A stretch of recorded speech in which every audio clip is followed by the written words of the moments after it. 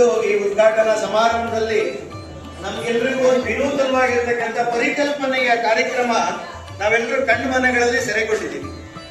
ಗಂಗಾ ಆರತಿಯನ್ನು ನೋಡಬೇಕು ಅಂದ್ರೆ ಕಾಶಿಗೆ ಹೋಗ್ಬೇಕಾಗಿದೆ. ಎಷ್ಟೋ ಜನರು ಕಾಶಿಯಲ್ಲಿ ಗಂಗಾ ಆರತಿಯಾಗಿ ನಡೀತದೆ ಅನ್ನೋ ಕೆಲವರು ನೋಡೇ ಇಲ್ಲದೆ ಇರಬಹುದು. ಆದ್ರೆ ನಮ್ಗೆ ಇವತ್ತು ಹುಕ್ಕೇರಿ ಮಠದಲ್ಲಿ ನಮಗೆ ಗಂಗಾ ಆರತಿ ನೋಡ್ಲಿಕ್ಕೆ ಸಿಕ್ಕಿದೆ. ನಾವೆಲ್ಲರೂ ಧನ್ಯರು ಧನ್ಯರು ಧನ್ಯರು.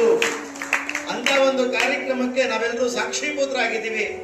ಯಾವುದೇ ಅಡೆತಡೆಗಳಿಲ್ಲದೆ ನಮಗೆ ಆ ಒಂದು ಕಾಶಿಯ ಗಂಗಾ ಆರತಿಯ ದರ್ಶನವನ್ನ ಪೂಜ್ಯರು ನಮಗೆ ಮಾಡಿಸುವಂತ ಕೆಲಸವನ್ನು ಮಾಡಿದ್ದಾರೆ. ಇವತ್ತು ಪರಮ ಪೂಜ್ಯ ಗುರುಸಿದ್ದೇಶ್ವರ ಮಹಾಸ್ವಾಮಿಗಳು, ಕಾರಂಜಿ ಮಠದ ಸ್ವಾಮೀಜಿಗಳು ನಮ್ಮ ಎಲ್ಲಾ ಕಾರ್ಯಕ್ರಮಗಳಿಗೆ, ನಮ್ಮ ಎಲ್ಲಾ ಕಾರ್ಯಕ್ಕೆ ಸದಾಕಾಲ ಆಶೀರ್ವಚನ ನೀಡತಕ್ಕಂಥ ಸ್ವಾಮೀಜಿಗಳು ಇವತ್ತು ಅವರು ಸಹ ಬಂದಿದ್ದಾರೆ. ಹಾಗೆ ದೂರದಿಂದ ಕಾರ್ಯಕ್ರಮದ ಮುಖ್ಯ ಅತಿಥಿಗಳು ಬಂದಿದ್ದಾರೆ. ಇವತ್ತು ಜಗದ್ಗುರುಗಳಾಗಿರ್ತಕ್ಕಂಥ ಪರಮ ಪೂಜ್ಯ ಜಗದ್ಗುರುಗಳಾಗಿರ್ತಕ್ಕಂಥ ಶ್ರೀ ಹನುಮಂತನಾಥ ಮಹಾಸ್ವಾಮೀಜಿಗಳು, ಕುಂಚಿಟಿಗರ ಮಹಾಸಂಸ್ಥಾನ ಪೂಜ್ಯರು ಸಹ ಆಗಮಿಸಿದ್ದಾರೆ. ಶ್ರೀಮದ್ ಮಣಿಪ್ರಭ ಗೌರೀಶಂಕರ ಮಹಾಸ್ವಾಮೀಜಿಗಳು, ವಿರಕ್ತ ಮಠ ಬೆಟ್ಟದಪುರ ಸ್ವಾಮೀಜಿಗಳು ಆಶೀರ್ವಚನ ನೀಡಿ ಈಗಾಗಲೇ ತಮ್ಮ ದೂರದ ಪ್ರಯಾಣಕ್ಕೋಸ್ಕರ ಇಲ್ಲಿಂದ ಹೊರಟಿದ್ದಾರೆ. ಹಾಗೆ ಇವತ್ತಿನ ಕಾರ್ಯಕ್ರಮದಲ್ಲಿ ಗುರುಸಿದ್ದೇಶ್ವರ ಶಿವಾಚಾರ್ಯ ಮಹಾಸ್ವಾಮೀಜಿಗಳು, ಸುರಪುರೇಶ್ವರ ಮಠ ನೂಲಿ ಪೂಜ್ಯರು, ಪ್ರವಚನಕ್ಕೆ ಮಹಾರಾಷ್ಟ್ರ ಮತ್ತು ಕರ್ನಾಟಕದಲ್ಲಿ ಅತ್ಯಂತ ಹೆಸರಾಗಿರ್ತಕ್ಕಂಥ ಪೂಜ್ಯರು ನಮಗೆ ಬಂದಿದ್ದಾರೆ. ನಾವು ವಿನಂತಿ ಮಾಡಿಕೊಂಡಿದ್ದೀವಿ, ನಮ್ಮ ಶಿಕ್ಷಾರ್ಥಿಗಳಿಗೂ ಒಂದು ಅವಧಿಯನ್ನು ಉಪನ್ಯಾಸವನ್ನು ನೀಡಬೇಕು ಅಂತ. ನೂಲಿ ಮಠದ ಪೂಜ್ಯರು ಸಹ ಇವತ್ತು ನಮ್ಮ ಸಭೆಗೆ ನಮ್ಗೆಲ್ಲರಿಗೂ ಉಪನ್ಯಾಸವನ್ನು ನೀಡೋರಿದ್ದಾರೆ. ಹಾಗೆ ಈ ಎಲ್ಲ ಕಾರ್ಯಕ್ರಮಗಳಿಗೆ ಕಾರಣೀಭೂತರಾಗಿರ್ತಕ್ಕಂಥ ಪರಮ ಪೂಜ್ಯ ಷಟಸ್ಥಲ ಬ್ರಹ್ಮ ಚಂದ್ರಶೇಖರ ಶಿವಾಚಾರ್ಯ ಮಹಾಸ್ವಾಮೀಜಿಗಳು, ಹಿರೇಮಠ ಹುಕ್ಕೇರಿ ಪೂಜ್ಯರು ಸಹ ಇವತ್ತು ನಮ್ಮೆಲ್ಲರಿಗೂ ತಮ್ಮ ಹಿತನುಡಿಯನ್ನ, ದೀಕ್ಷೆಯನ್ನ, ಮಂತ್ರ ದೀಕ್ಷೆಯನ್ನು ಕೊಡೋದ್ರ ಮುಖಾಂತರ ಈ ಸುಂದರ ಕಾರ್ಯಕ್ರಮಕ್ಕೆ ಎಲ್ಲ ರೀತಿಯ ಸಕಲ ಸಿದ್ಧತೆಗಳನ್ನ ಮಾಡಿಕೊಂಡಿರ್ತಕ್ಕಂಥ ಪರಮ ಪೂಜ್ಯ ಶ್ರೀಗಳಿಗೂ ನಾನು ಹೃತ್ಪೂರ್ವಕ ವಂದನೆಗಳನ್ನ ಸಲ್ಲಿಸ್ತೀನಿ. ಹಾಗೆ ಈ ಕಾರ್ಯಕ್ರಮದ ಮುಖ್ಯ ಅತಿಥಿಗಳಾಗಿರ್ತಕ್ಕಂಥ ಶ್ರೀಯುತ PS ಹಿರೇಮಠ ಅವರೇ, ಖ್ಯಾತ ಉದ್ಯಮಿಗಳು, MB ಬೆಲ್ಲದವರೇ, ಡಾಕ್ಟರ್ ಕೇದಾರೇಶ್ವರ ಅವರೇ, ಹಾಗೂ ರಾಷ್ಟ್ರೀಯ ಸ್ವಯಂ ಸೇವಕ ಸಂಘದ ನಗರದ ಮಾನ್ಯ ಸಂಘ ಚಾಲಕರಾಗಿರ್ತಕ್ಕಂಥ ಶ್ರೀಯುತ ಬಾಳಣ್ಣ ಗಣ್ಗಿಯವರೇ, ವೇದಿಕೆಯ ಮುಂಭಾಗದಲ್ಲಿರ್ತಕ್ಕಂಥ ಎಲ್ಲ ಗಣ್ಯಾತಿಥಿ ಗಣ್ಯರೇ, ಈ ಕಾರ್ಯಕ್ರಮಕ್ಕೆ ಹಗಲಿರುಳು ಸದಾಕಾಲ ಶ್ರಮಿಸ್ತಾ ಇದಕ್ಕೋಸ್ಕರ ಈ ಕಾರ್ಯಕ್ರಮ ಚೆನ್ನಾಗಾಗಬೇಕು ಅಂತ ಕೆಲಸ ಮಾಡಿರ್ತಕ್ಕಂಥ ಎಲ್ಲ ಆತ್ಮೀಯ ಸಹೋದರ ರೀತಿ ಬಂಧುಗಳಿರ್ತಕ್ಕಂಥ ಎಲ್ಲರ ಹೆಸರು ಹೇಳ್ತಾ ಹೋದ್ರೆ ಅದೇ ದೊಡ್ಡದಾಗತ್ತೆ. ಹಾಗಾಗಿ ಅವರೆಲ್ಲರಿಗೂ ಒಂದಷ್ಟ. ಈ ಕಾರ್ಯಕ್ರಮ ತುಂಬಾ ಜನ ಪ್ರತ್ಯಕ್ಷವಾಗಿ ಪರೋಕ್ಷವಾಗಿ ಸಹಕಾರ ಕೊಟ್ಟಿದ್ದಾರೆ. ಆ ರೀತಿ ಜನಪ್ರಿಯ ವೈದ್ಯರಾಗಿರ್ತಕ್ಕಂಥ ಶ್ರೀಯುತ ರವಿ ಪಾಟೀಲ್ರು ಸಹ ಬಂದಿದ್ದಾರೆ. ಅವ್ರಿಗೂ ಸಹ ನಾನು ಹೊಂದಿಸ್ತಾ ಇವತ್ತೊಂದು ವಿನೂತನವಾಗಿರ್ತಕ್ಕಂಥ ನಮ್ಮ ಜೀವನದಲ್ಲೇ ನಮಗೆ ಸದಾಕಾಲ ನೆನಪಿರ್ತಕ್ಕಂಥ ಒಂದು ಸೌಭಾಗ್ಯದ ಕಾರ್ಯಕ್ರಮ ಇವತ್ತು ನಡೀತಾ ಇದೆ. ಉತ್ತರ ಕರ್ನಾಟಕದ ತುಂಬಾ ಅರ್ಚಕರುಗಳು ಬೆಂಗಳೂರಿನಲ್ಲಿ ನಡೀತಕ್ಕಂಥ ಆದಿಚುಂಚನಗಿರಿ ಮಠದ ಅರ್ಚಕರ ಶಿಬಿರಕ್ಕೆ ಬರ್ತಾ ಇದ್ರು. ಅಲ್ಲಿ ಇಲ್ಲಿಯ ಊಟ ಸಿಗ್ತಾ ಇರಲಿಲ್ಲ, ವಾತಾವರಣ ಸಿಗ್ತಾ ಇರಲಿಲ್ಲ. ಅದನ್ನ ನೋಡಿದಾಗ ನನಗನ್ನಿಸ್ತು, ಯಾಕೆ ಉತ್ತರ ಕರ್ನಾಟಕದ ಕಿತ್ತೂರು ಕರ್ನಾಟಕದ ಭಾಗದಲ್ಲಿ, ಕಲ್ಯಾಣ ಕರ್ನಾಟಕದ ಭಾಗದಲ್ಲಿ ಈ ತರ ಅರ್ಚಕರ ಶಿಬಿರಗಳನ್ನ ಯೋಚನೆ ಮಾಡಬಾರ್ದು ಅನ್ನಿಸ್ತು. ಆಗ ನಾನು ಒಂದ್ಸರಿ ಪರಮ ಪೂಜ್ಯ ಹುಕ್ಕೇರಿ ಸ್ವಾಮೀಜಿಗಳ ಹತ್ರ ವಿನಂತಿಯನ್ನು ಮಾಡಿಕೊಂಡೆ, ಖಂಡಿತವಾಗಿ ಬೇರೆ ಕಡೆ ಬೇಡ, ನಮ್ಮ ಮಠದಲ್ಲೇ ಮಾಡೋಣ ಅಂತ ಹೇಳ್ತಾ ಇವತ್ತು ಆ ರೀತಿ ಒಂದು ಕಾರ್ಯಕ್ರಮಕ್ಕೆ ಸಾಕ್ಷೀಭೂತರಾಗಿದ್ದಾರೆ. ಯಾಕೆ ಈ ಅರ್ಚಕರ ಶಿಬಿರ, ಇದರ ಅವಶ್ಯಕತೆ ಏನಿತ್ತು ಅಂತ ಕೇಳಿದ್ರೆ ಈಗಾಗಲೇ ಮಾತಾಡಿದಂತ 2-3 ಜನರು ತಮ್ಮ ಹಿತನುಡಿಗಳನ್ನ ತಮ್ಮ ಮಾತುಗಳಲ್ಲಿ ವ್ಯಕ್ತಪಡಿಸುವಂತ ಕೆಲಸವನ್ನು ಮಾಡಿದ್ದಾರೆ. ನಾನು ತುಂಬಾ ವಿಸ್ತೃತ ಮಾತಾಡ್ಲಿಕ್ಕೆ ಹೋಗೋದಿಲ್ಲ. ಕರ್ನಾಟಕದಲ್ಲೇ 2.5 ಲಕ್ಷ ದೇವಸ್ಥಾನಗಳಿದ್ದಾವೆ. 2.5 ಲಕ್ಷ ದೇವಸ್ಥಾನಗಳಿದ್ದಾವೆ. ಮುಜರಾಯಿ ಇಲಾಖೆಯ ದೇವಸ್ಥಾನಗಳನ್ನ ಹೊರತುಪಡಿಸಿ 2.5 ಲಕ್ಷ ದೇವಸ್ಥಾನ ಇದೆ. ಮುಜರಾಯಿ ಇಲಾಖೆಯ ದೇವಸ್ಥಾನಗಳು ಅಂದ್ರೆ ನಾವೇ ಸರ್ಕಾರಕ್ಕೆ ಒಪ್ಪಿಸಿರ್ತಕ್ಕಂಥ ದೇವಸ್ಥಾನಗಳ ಸಂಖ್ಯೆ 34,563 ದೇವಸ್ಥಾನಗಳು ಸರ್ಕಾರದ ಇಲಾಖೆಗೊಳಪಟ್ಟು ಸರ್ಕಾರ ನಡ್ಕೊಂಡು ಹೋಗುತ್ತೆ. ಯಾವ ಸರ್ಕಾರ ಬರುತ್ತೋ ಆ ಸರ್ಕಾರ ಅದನ್ನ A grade, B grade, C grade ಅಂತ ಮಾಡಿ ಆದಾಯಕ್ಕೆ ಅನುಗುಣವಾಗಿ ಆ ದೇವಸ್ಥಾನಗಳು ನಡೆಸುವಂತ ಕೆಲಸವನ್ನು ಮಾಡುತ್ತಾರೆ. ಅದನ್ನು ಹೊರತುಪಡಿಸಿ 2.5 ಲಕ್ಷ ದೇವಸ್ಥಾನದಲ್ಲಿ 5 ಪ್ರಕಾರ ದೇವಸ್ಥಾನಗಳಿದಾವೆ. ಆ 5 ಪ್ರಕಾರ ದೇವಸ್ಥಾನಗಳು ಯಾವುದು ಅಂತ ಕೇಳಿದ್ರೆ, ಒಂದು ಯಾವುದೋ ಕಾಲದಲ್ಲಿ ಗೊತ್ತಿಲ್ಲ ಉದ್ಭವವಾಗಿದ್ದಾವೆ. ಗ್ರಾಮಕ್ಕಿಂತ ಮುಂಚೆ, ಗ್ರಾಮವೇ ನಿರ್ಮಾಣ ಆಗೋದಕ್ಕೆ ಮುಂಚೆ ನಮ್ಮ ದೇಶದಲ್ಲಿ ಆಲಯಾಶ್ರಿತ ಗ್ರಾಮಗಳು ಅಂತ ಹೇಳ್ತಿದ್ರು. ಆಲಯಾಶ್ರಿತ ಗ್ರಾಮಗಳು ಅಂತ ಕೇಳಿದ್ರೆ ಮೊದಲು ಒಂದು ಉದ್ಭವ ಆಗ್ತಾ ಇತ್ತು. ಅದ್ರ ಪ್ರಭಾವದ ಕಾರಣಕ್ಕೋಸ್ಕರ ಜನ ಪೂಜೆ ಮಾಡ್ಲಿಕ್ಕೆ ಶುರು ಮಾಡ್ತಿದ್ರು. ಆ ಪೂಜೆ ಮಾಡ್ತಾ ಮಾಡ್ತಾ ಮಾಡ್ತಾ ಜನ ಅಲ್ಲಿ ಬಂದು ಸೇರ್ಕೊಳ್ತಾ ಇದ್ರು. ಮೊದಲು ಗ್ರಾಮಕ್ಕೆ ವಾಸ್ತು ನೋಡ್ತಾ ಇರ್ಲಿಲ್ಲ, ದೇವಸ್ಥಾನ ಕಟ್ಟಬೇಕಾದ್ರೆ ವಾಸ್ತು ನೋಡ್ತಾ ಇದ್ರು. ದೇವಸ್ಥಾನಕ್ಕೆ ವಾಸ್ತು ನೋಡ್ತಾ ಇದ್ರು, ದೇವಸ್ಥಾನದ ಸುತ್ತ ಮನೆಗಳನ್ನ ಕಟ್ಕೊಳ್ತಾ ಇದ್ರು. ಎಲ್ಲಿ ನೀರಿದೆ, ಎಲ್ಲಿ ಬೆಟ್ಟ ಇದೆ, ಎಲ್ಲಿ ನದಿ ಇದೆ, ಅಲ್ಲಿ ದೇವಸ್ಥಾನವನ್ನು ಕಟ್ತಾ ಇದ್ರು. ಎಲ್ಲಿ ಹೋಗ್ಲಿಕ್ಕೆ ಸಾಧ್ಯ ಇಲ್ಲ ಅಂತ ಜಾಗಗಳಲ್ಲಿ ದೇವಸ್ಥಾನವನ್ನು ಕಟ್ತಾ ಇದ್ರು.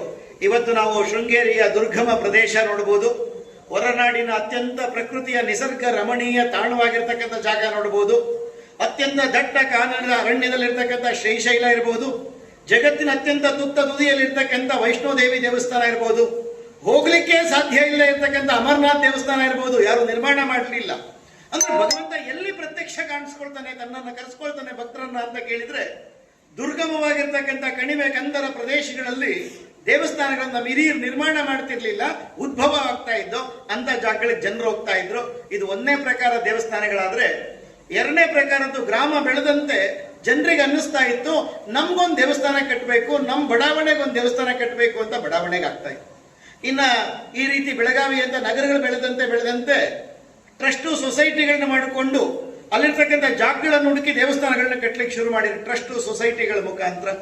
ನಾಲ್ಕನೇದಾಗಿ ಒಂದು ಜಾತಿಯ ಜನರಿಗೆ ಅನ್ನಿಸ್ಲಿಕ್ಕೆ ಶುರುವಾಯಿತು, ನಮ್ಮ ಜಾತಿಗೆ ಒಂದು ದೇವಸ್ಥಾನ ಬೇಕು, ನಮ್ಮ ಜಾತಿಯರೇ ಒಂದು ದೇವಸ್ಥಾನ ನಡೆಸಬೇಕು ಅಂತೂ ಜಾತಿಗೆ ಒಂದೊಂದು ದೇವಸ್ಥಾನಗಳು ನಿರ್ಮಾಣ ಆಗ್ತಾ ಹೋದ್ರೆ, ಮುಂದೆ ಬರೆದಂತ ಕೆಲವು ಉದಾರ ವ್ಯಕ್ತಿಗಳು ನಿಶ್ಚಯ ಮಾಡಿದ್ರು, ಜಾತಿಗಳಿಗೆ ಯಾಕೆ, ನನಗೆ ಭಗವಂತ ಶಕ್ತಿಯನ್ನು ಕೊಟ್ಟಿದ್ದಾನೆ, ನನಗೆ ಭಗವಂತ ಆರ್ಥಿಕ ಶಕ್ತಿಯನ್ನು ಕೊಟ್ಟಿದ್ದಾನೆ, ನಾನೇ ಒಂದು ದೇವಸ್ಥಾನವನ್ನು ಕಟ್ತೀನಿ ಅಂತ ಹೇಳಿ ಒಬ್ಬ ವ್ಯಕ್ತಿಗೆ, ಒಂದು ಕುಟುಂಬವೇ ಒಂದೊಂದು ದೇವಸ್ಥಾನ ಕಟ್ಟಲಿಕ್ಕೆ ಶುರು ಮಾಡಿದ್ರು.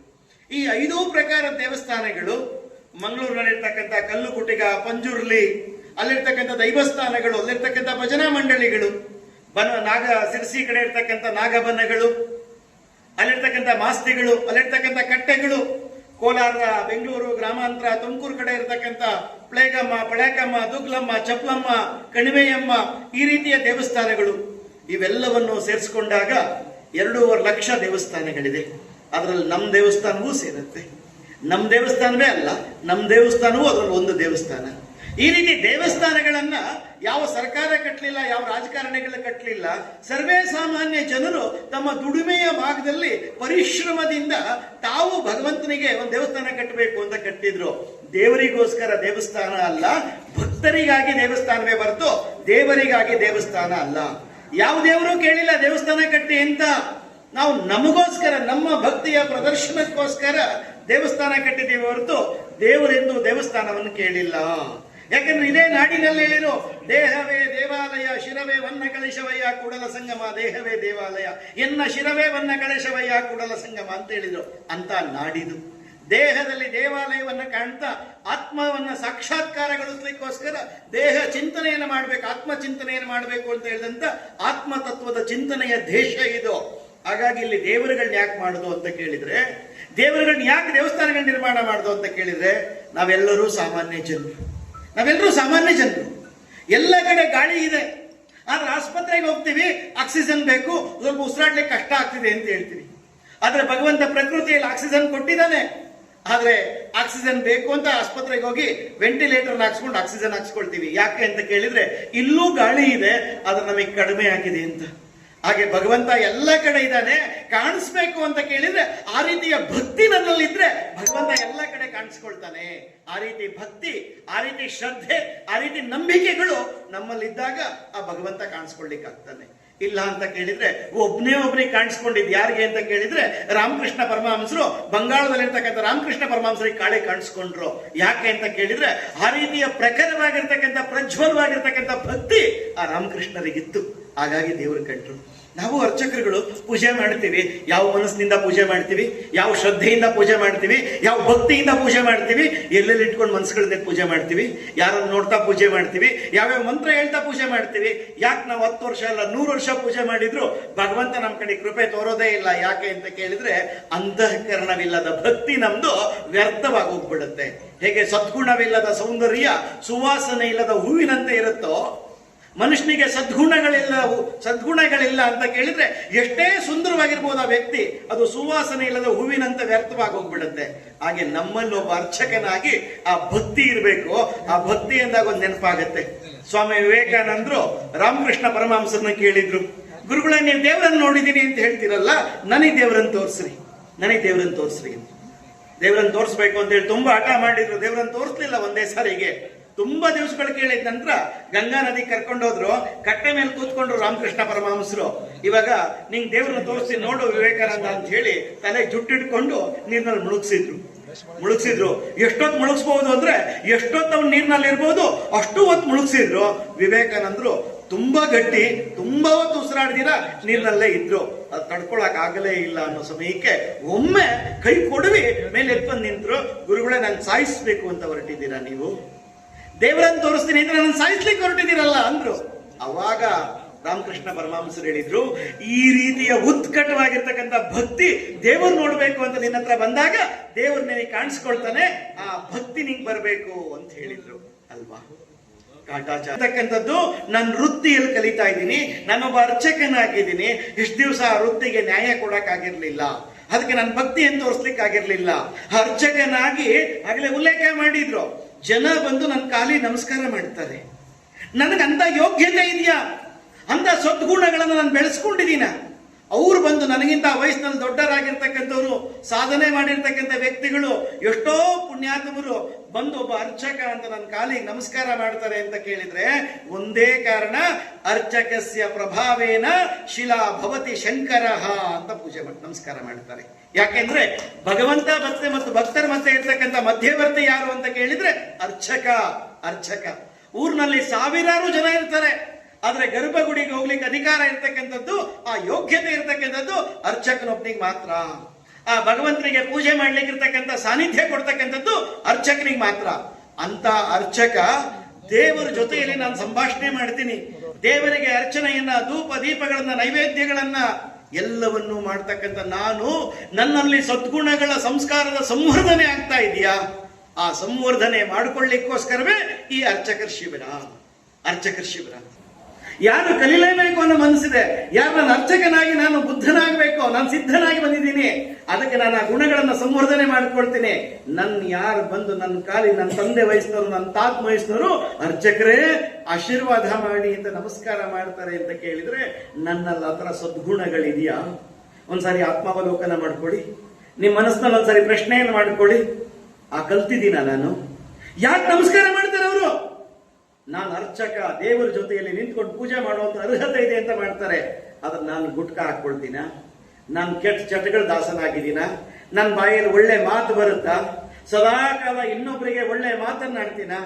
ಒಳ್ಳೇದನ್ನೇ ಮಾಡ್ತೀನಿ, ಒಳ್ಳೇದನ್ನೇ ಮಾತಾಡ್ತೀನಿ, ಒಳ್ಳೆ ರೀತಿಯಲ್ಲಿ ನಡ್ಕೊಳ್ತೀನಿ. ಸತ್ಯಂ ವದ ಧರ್ಮಂ ಚರ ಅಂತ ನಮ್ಮ ಋಷಿ ಮುನಿಗಳು ನಮ್ಗೆ ಹೇಳ್ಕೊಟ್ರು.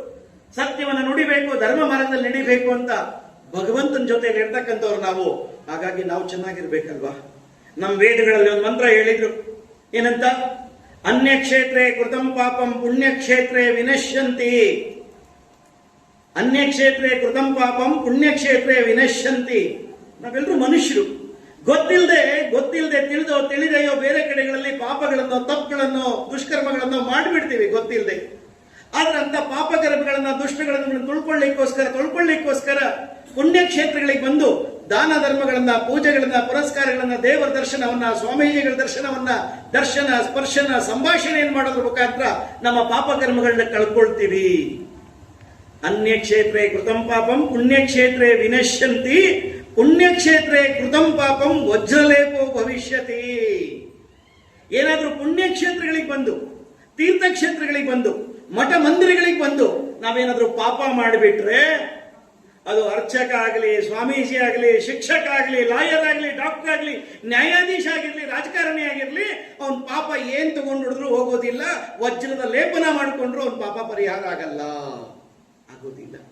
ಅಂತ ಶ್ಲೋಕವನ್ನ ನಮ್ಮ ಋಷಿ ಮುನಿಗಳು ನಮಗೆ ಕೊಟ್ಟಿದ್ದಾರೆ. ಅಂತ ಭಗವಂತನ ಸನ್ನಿಧಾನದಲ್ಲಿ ನಾವಿರ್ತಕ್ಕಂಥ ಅರ್ಚಕರುಗಳು ನಾವೇಗಿರ್ಬೇಕು? ನಮ್ಮ ನಡೆ ನುಡಿಗಳು ಶುದ್ಧವಾಗಿರ್ಬೇಕು. ಎಷ್ಟು ರೀತಿಯಲ್ಲಿ ಸಭ್ಯತೆಯಿಂದ, ಸಂಸ್ಕೃತಿಯಿಂದ ನಾವು ನಡ್ಕೊಳ್ಬೇಕಾಗಿದೆ. ಎಲ್ಲದರ ವಿಕಾಸಕ್ಕೋಸ್ಕರ ಸಂಯುಕ್ತ ಆಶ್ರಯದಲ್ಲಿ ಅರ್ಚಕರ ತರಬೇತಿ ಶಿಬಿರವನ್ನು ಏರ್ಪಡಿಸಿದೆ ಹುಕ್ಕೇರಿ ಮಠದಲ್ಲಿ. ಹುಕ್ಕೇರಿ ಮಠದಲ್ಲಿ. ಕೆಲವೊಂದು ಕೊರತೆಗಳಿದೆ, ಇಲ್ಲಿ ಕೆಲವೊಂದು ಕೊರತೆಗಳಿದೆ. ಇರ್ತಕ್ಕಂಥ ಸ್ವಾಮೀಜಿಗಳ ಮನಸ್ಸಲ್ಲಿ ತುಂಬಾ ದೊಡ್ಡದಾಗಿರ್ತಕ್ಕಂಥದ್ದು ಮಾತನ್ನು ಹೇಳಿದ್ರು. ಈ ಭವನ ತುಂಬಾ ಚೆನ್ನಾಗಾದ್ರೆ ಇದ್ರ 100 ಕಾರ್ಯಕ್ರಮ ಮಾಡೋಣ ಅನ್ನೋ ಉತ್ಕಟವಾಗಿರ್ತಕ್ಕಂಥ ಮನಸ್ಸಿರ್ತಕ್ಕಂಥ ಸ್ವಾಮೀಜಿಗಳು ಸಿಕ್ಕಿದ್ದಾರೆ. ಪಕ್ಕದಲ್ಲಿ ಆ ಥರದ ಎಲ್ಲ ಸ್ವಾಮೀಜಿಗಳು ಇದ್ದಾರೆ. ಆದ್ರೆ ಇರ್ತಕ್ಕಂಥ ವ್ಯವಸ್ಥೆಯಲ್ಲಿ ಎಂತ ವ್ಯವಸ್ಥೆ ನಿರ್ಮಾಣ ಮಾಡಬಹುದು. ಇದು ದೇವಾಲಯ ಸಂವರ್ಧನಾ ಸಮಿತಿಯ 10ನೇ ಶಿಬಿರ. ಇದು 10ನೇ ಶಿಬಿರ.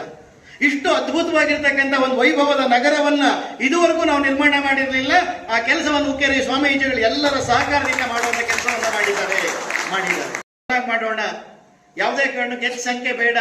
ಪದೇ ಪದೇ ನನ್ನ ಗುರುಗಳ ಹತ್ರ ವಿನಂತಿಯನ್ನು ಮಾಡಿಕೊಂಡೆ, 60ರಿಂದ 65 ಸಂಖ್ಯೆ ಮೇಲೆ ದಾಟಿಸೋದು ಬೇಡ ಅಂತ ಹೇಳಿದೆ. ನಿಮ್ಮೆಲ್ಲರ ಪರಿಶ್ರಮಕ್ಕೆ ನಾನು ಶರಣಾರ್ಥಿಗಳು ಮಾಡ್ತೀನಿ. 100 ಸಂಖ್ಯೆ ಹತ್ರ ಬಂದಿದ್ದೀನಿ, 100 ಸಂಖ್ಯೆ ಹತ್ರ ಬಂದಿದ್ದೀನಿ. ಆದ್ರೆ ಬಂದವ್ರನ್ನ ಯಾರನ್ನೂ ವಾಪಸ್ ಕಳಿಸುವಂತ ಕೆಲಸ ಮಾಡಲಿಲ್ಲ. ನಮ್ಮ ಹತ್ರ ವ್ಯವಸ್ಥೆಗಳಿದ್ರು 100 ಸಂಖ್ಯೆಗೆ ಬಂದಾಗ ನೀವು ಇಷ್ಟು ಶ್ರದ್ಧೆಯಿಂದ ನಂಬಿಕೆಯಿಂದ ಬಂದಿರ್ಬೇಕಾದ್ರೆ ನಿಮ್ಮನ್ನು ವಾಪಸ್ ಕಳಿಸಬಾರ್ದು ಅಂತ ಎಲ್ಲರಿಗೂ ಅವಕಾಶ ಕೊಡೋದು ಮಾಡಿದ್ದೀನಿ. ನಾವು ಗುರುತು ಮಾಡಿದ್ದು ಬರೀ 60 ಸಂಖ್ಯೆ, ಆದ್ರೆ ಬಂದಿದ್ದು 100 ಸಂಖ್ಯೆ. ನಾವು 2 ಜೊತೆ ಕೊಡಬೇಕು ಅನ್ಕೊಂಡು ಎಲ್ಲೋ ಒಂದೇ ಸಂಖ್ಯೆ ತೃಪ್ತಿ ಮಾಡ್ಕೊಳ್ಬೇಕು, ಯಾಕಂದ್ರೆ ಸಂಖ್ಯೆ ಹೆಚ್ಚಾಗೋಗಿದೆ. ಹೀಗೆ ಇಲ್ಲಿ ಬೆಳಿಗ್ಗೆ 5 ಗಂಟೆಯಿಂದ ರಾತ್ರಿ 10 ಗಂಟೆವರೆಗೆ ನಿರಂತರವಾಗಿ ಕಾರ್ಯಕ್ರಮಗಳು ನಡೆಯುತ್ತೆ. ಯಾರು ಗೊತ್ತಿಲ್ಲದೆ ಇರ್ತಕ್ಕಂಥ, ಏನೂ ಗೊತ್ತಿಲ್ಲದೆ ಇರ್ತಕ್ಕಂಥ, ಪೂಜಾ ಪದ್ಧತಿಗಳೇ ಗೊತ್ತಿಲ್ಲದೆ ಇರ್ತಕ್ಕಂಥ ಅರ್ಚಕ ಬಂದ್ರು ನಾವು ಅವನನ್ನು ಕಳಿಸೋದಿಲ್ಲ. ಎಲ್ಲವೂ ಗೊತ್ತಿಲ್ಲ ನನ್ನ ಬುದ್ಧನಂತನಾಗಿ ಮಾಡೋದ್ರಾಗ ಅರ್ಥ ಇಲ್ಲ. ಏನೂ ಗೊತ್ತಿಲ್ಲದೆ ಇರ್ತಕ್ಕಂಥ ಸಾಮಾನ್ಯ ವ್ಯಕ್ತಿಯನ್ನು ಅವನು ಇಲ್ಲಿಂದ ಹೋಗ್ಬೇಕಾದ್ರೆ ಆತ್ಮವಿಶ್ವಾಸದಿಂದ ಹೇಳ್ಬೇಕು, ನನಗೂ ಪೂಜಾ ಪದ್ಧತಿ ಬರುತ್ತೆ ಗುರುಗಳೇ, ಕಲ್ತ್ಕೊಂಡು ಸಂತೋಷವಾಗಿ ಹೋಗ್ತಾ ಇದ್ದೀನಿ ಅಂತಕ್ಕಂಥ ಅಭಿಮಾನದ ದಿನ ಆ 28ನೇ ತಾರೀಕು ಆಗ್ಬೇಕು. ಆ ರೀತಿ ನಾವೆಲ್ಲರೂ ಶ್ರದ್ಧೆಯಿಂದ ಕಲಿಯೋಣ. ಯಾರ್ಯಾರಿಗೆ ಈಗಾಗಲೇ ಕಲ್ತಿದ್ದೀವಿ, ಯಾರ್ಯಾರಿಗೆ ಈಗಾಗಲೇ ಬರುತ್ತೆ, ಇಲ್ಲಿ ಬಂದಿರುವಂತ ಕೆಲವರಿಗೆ ಬರುತ್ತೆ, ಇಲ್ಲಿ ಇರ್ತಕ್ಕಂಥ ಎಲ್ಲ ಮಂತ್ರಗಳು ಬರುತ್ತೆ ಕೆಲವರಿಗೆ, ಅಂತ ಪಂಡಿತರಿದ್ದೀರಿ. ಯಾರ್ಯಾರಿಗೆ ಬರುತ್ತೆ, ಯಾರು ಬರೋದಿಲ್ಲ ಅಂತವ್ರಿಗೆ ಕಲಿಸ್ತಕ್ಕಂಥ ವ್ಯಕ್ತಿಗಳು ನೀವಾಗ್ರಿ. ನಿಮ್ಮನ್ನು ಸದಾಕಾಲ ಅವರು ನೆನಪು ಮಾಡ್ಕೊಳ್ತಾರೆ. ಪಕ್ಕದಲ್ಲಿ ಕೂತ್ಕೊಂಡಾಗ, ರೂಮಲ್ಲಿ ಮಲ್ಕೊಂಡಾಗ ಅವ್ರಿಗೂ ಕಲಿಸೋ, ದಾರ ಎರೆಯುವಂತ ಕೆಲಸವನ್ನು ಮಾಡಿ ಶಿಕ್ಷಣವನ್ನ ಕಲ್ತಿದ್ದೀನಿ ಅಂತ ನಾನು ಇದಾಗೋ ಬದಲು ಅವ್ರಿಗೂ ಸ್ವಲ್ಪ ದಾರಿ ಎರೆಯುವಂತ ಕೆಲಸ ಮಾಡೋಣ.